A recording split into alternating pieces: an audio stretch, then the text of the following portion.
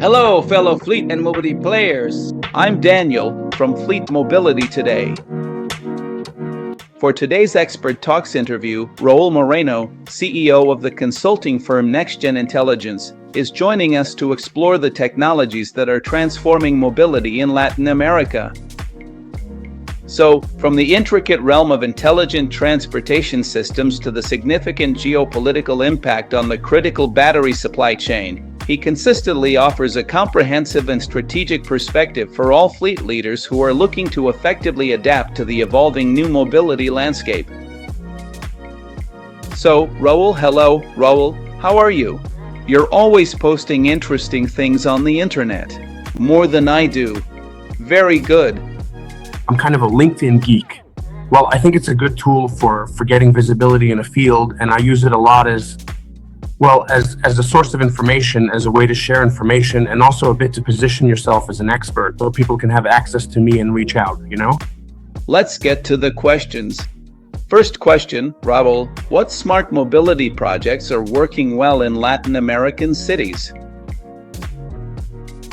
Well, in Latin America, Daniel, fortunately, and contrary to what people might think, electric mobility in general, right? I'm not just talking about electric vehicles, but electric mobility in general, and not just in Latin America, in countries that are not or are in development or underdeveloped, are experiencing very significant growth. In fact, even more so than many more developed countries in the United States or Europe. And I say surprisingly, because it's often said that charging infrastructure is one of the factors that can influence, the adoption of electromobility.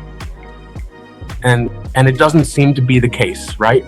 Because, as I said, countries with much less developed infrastructure are actually seeing higher adoption of electric vehicles, right? Well, that being said, in Latin America, as a result, there are some really good, many projects related to technology. Of course, in Latin America, in all or most countries, we have a very similar situation in the cities, which are, let's say, there are two big cities that are very congested with traffic, and there are a lot of projects, right? For example, and now let's get specific. In Medellín, Colombia, there's a project for Metrocable for cable cars that connect outlying areas with the city center. It's very interesting, and they're really improving the city's mobility a lot. In Colombia, in the cities, in Medellín, in Bogotá, they have a situation where they don't have a subway, they don't have underground transportation, but in this case, in Medellín, they're building an aerial transport system, which actually, in Mexico City this year, a new cable car line has also been inaugurated. It could be a solution. In the end, it's electric mobility, and it could be a good solution for certain types of cities, right? In Latin America, we have, for example, in La Paz in Bolivia, right? Which is a city that's at a high altitude and has a lot of elevation changes. This type of transportation, for example, could also be very, very, very useful or highly recommended, right? What else? And now, focusing a bit more specifically on, let's say, electric vehicle transportation. Well, in Latin America, there are two very well-known cases of urban electric buses, which are the case of TransMilenio in Bogotá and the case of Santiago de Chile in Chile. I have a question about the charging network. Roel, what new ideas and technologies are being used to improve the charging network for electric cars? Well, the whole topic, everything that makes up the electric mobility ecosystem is changing a lot. It's a new technology that is advancing rapidly today thanks to artificial intelligence, big data, and obviously applying all that data management and handling it with artificial intelligence is opening the door to many improvements. Likewise, the charging infrastructure, we're all hearing about or becoming familiar with the topic of ultra-fast charging. Now they're developing chargers in China that can even reach 1 megawatt of speed, which is just crazy. It's insane. Obviously, the amount of energy these chargers require is also enormous. But, well, the topic of ultra-fast charging, where you can charge a vehicle in about 15 or 20 minutes, we're already comparing or getting close to matching, right? The charging times for electric vehicles with the time it takes to fill up a gas tank, right? Something that, if we had seen it a year or two ago, would have seemed impossible, right? The topic of ultra-fast charging, as I said, is an emerging technology that is developing a lot, especially in China. Well, most of these essential things actually come from China.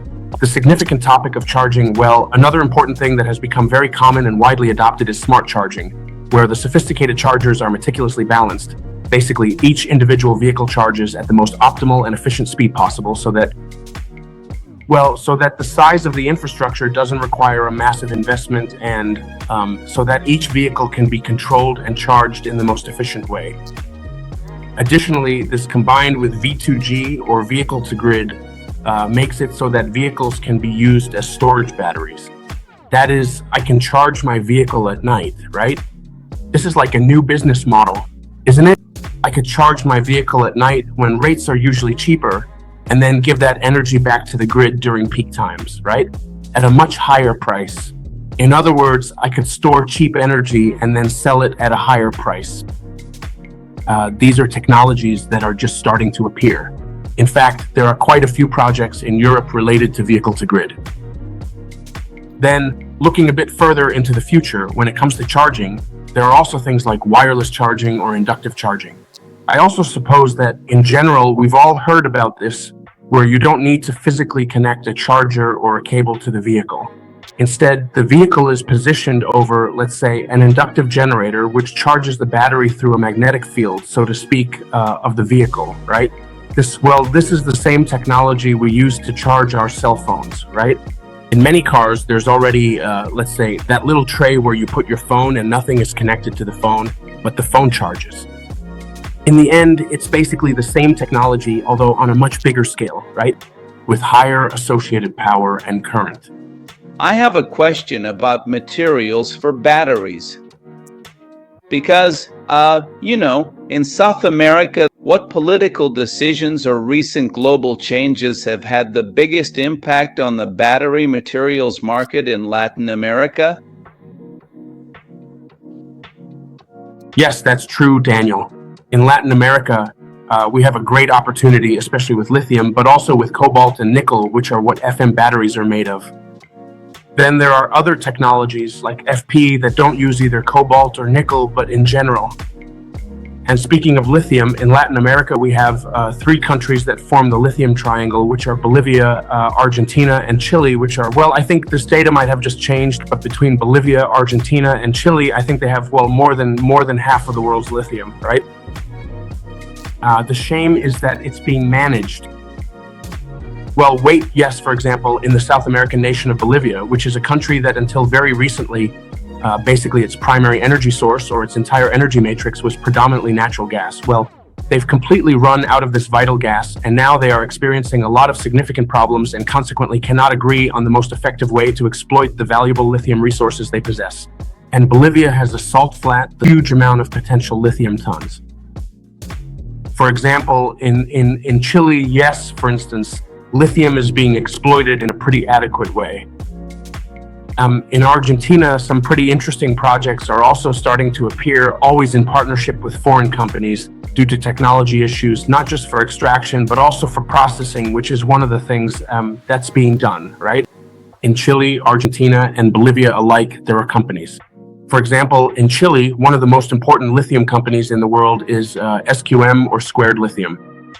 They are working on technologies for lithium extraction and processing, and work is being done on that. But the thing is, still, to do this in an efficient way and as economically profitable as possible, we need a partner who can provide us with technology. In this case, it could be CATL, or it could be BYD, or it could be someone else. There are several companies in the world who already have quite advanced technology, and most of them are Chinese, it has to be said. And in the end, these are the companies that are extracting and processing lithium in the mines or salt flats of Latin America. And this is one of the issues, right? I mean, in Mexico, there were several partners, among them two Chinese companies, and it was decided to nationalize lithium. It was decided to do without these two Chinese companies. Now they're trying to do it locally, and that's why it's taking a bit more time. And that's kind of the issue we have in Bolivia too, right? In Bolivia, yes, I mean, the government does have some partnerships with a Chinese company, and I think also with a Russian one. Let's say Bolivia's policy is also a bit complicated. And they're extracting lithium, starting to extract lithium, running tests and so on. It's a bit, in the end, in Latin America, we need a partner to provide us with the technology. Just kind of, unfortunately, what happens to us in a lot of areas, right? And this really applies to Mexico, doesn't it? In Mexico, we're a country, and really in Latin America in general, right? In my opinion, in Mexico, we're a country that's very accustomed to manufacturing, to making things, but we're not accustomed to developing technology, although this is increasingly being attempted to change, right? What types of transportation or mobility solutions will help Latin America meet its 2030 sustainability goals and develop smart cities? Well, I mean, I think that, everything we discussed at the beginning about electric mobility, whether it's cable cars, buses, trolley buses, urban trains, metro, whatever it is that's electric, is going to be fundamental for cities in Latin America to reduce their emissions and achieve these sustainability goals by 2030. Roel, you have a lot of information, but I don't have much more time for the interview. And sorry, Daniel, I could spend my whole life talking about electromobility. It's been a pleasure talking with you, as always. I need to wrap up.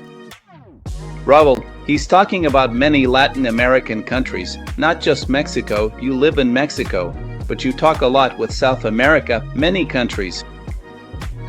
And the mobility of the future isn't just something from Silicon Valley. Raul makes it clear that Latin America has talent, ideas, and real cases. And potential. That are paving the way, and so, with creativity, with collaboration, and with willpower, we can build our own solutions that work better for our cities and for our people. Thank you for your time, Raul. Okay? Of course, Daniel. In America, in Latin America, we clearly need to improve the way we move around in our cities because we're basically killing ourselves with polluting gases. Yes. And also thank you to all of you, the FMT insiders, who are watching. Until next time. Fleet Mobility Today.